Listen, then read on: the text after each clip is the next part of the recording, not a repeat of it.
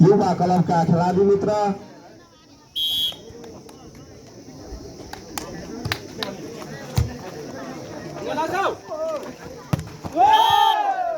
निकै राम्रो थियो। हेरौँ पुष्पाञ्जली यति बेला आफ्नो खाता खोलिसकेको छ। अब बेरेहिट गुरु टिमेले स्पाइक गर्ने पालो छ। उसले पनि आफ्नो खाता खोलिसक्यो। अब खाता खोल्दै जाँदा स्कोरहरू थप्दै जाँदा जसले 25 अङ्क पहिला पुर्याउँछ उसले 100 हात पारिहाल्छ। जसले 25 अङ्क भन्दा पछाडि पर्छ ऊ 100 बाट पछि पर्न सक्छ। त्यसैले ध्यानपूर्वक खेल्नुहोला खेलाडी मित्रहरू। यति बेला अङ्क 2-1।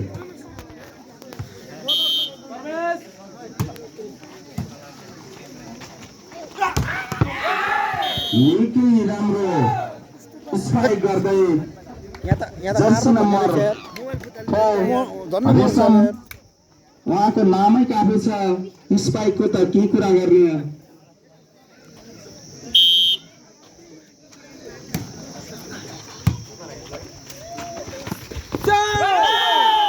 निकै राम्रो फिनिसिङ थियो तर कोर्ट भन्दा अलिकति बाहिर हुन पुग्यो। त्यसको फाइदा फेरि पनि पुष्पाञ्जलीलाई। अङ्क 3-2। यो गेमलाई प्रत्यक्ष दर्शकहरूमा पुर्याउँदै हुनुहुन्छ गौमुखी ग्रामीण विकास केन्द्रका हाम्रा दुश्मन।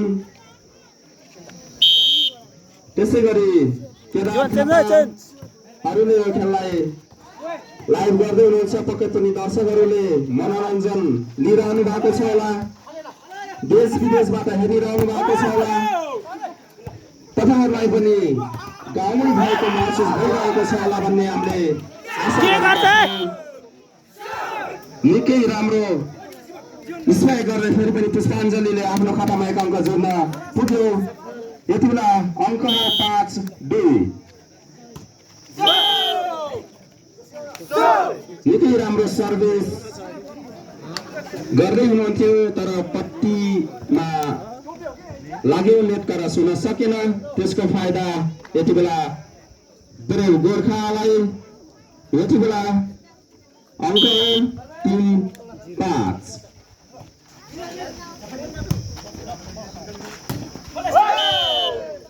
यति बेला रेशमबाट बल स्पाइक अलिकति जालीमा। त्यसको फाइदा बेला गोर्खालाई। यति बेला 4-5। यति बेला सर्भिस असफल। त्यसको फाइदा पुष्पाञ्जलीलाई। सर्भिस गर्दै हुनुहुन्छ बागलुङका खेलाडी नेता जर्सी नम्बर 2।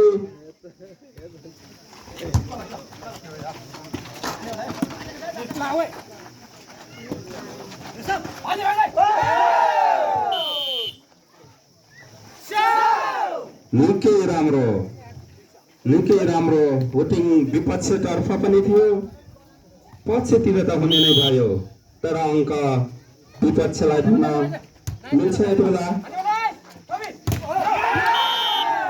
निकै राम्रो स्पाइक गर्नुहुन्थ्यो बेरे गोर्खा टिमका खेलाडी मित्र तर पनि ती स्पाइकहरू लाग्न पुगे। त्यसका फाइदा पुष्पाञ्जलीलाई। फेरि पनि पुष्पाञ्जली अङ्क पुग्यो।